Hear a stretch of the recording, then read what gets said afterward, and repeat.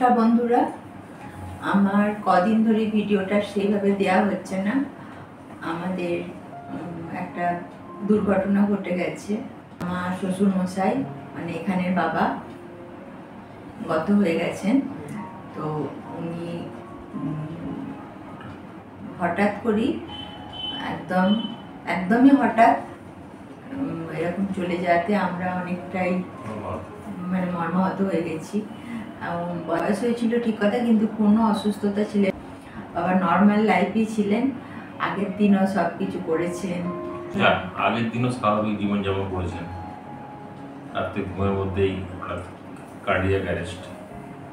সকালে যখন ভর্তি ওঠাতে যাচ্ছেন তখন কিছু এটা খুবই শখের ব্যাপার আমাদের কাছে, ফ্যামিলি কাছে।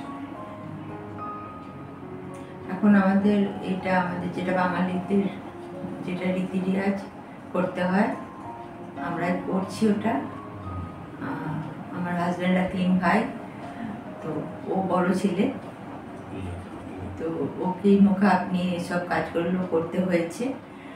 তো এখন আমাদের এইগুলো চলার জন্য সেইভাবে কোনো ভিডিও দেওয়া যাচ্ছে না।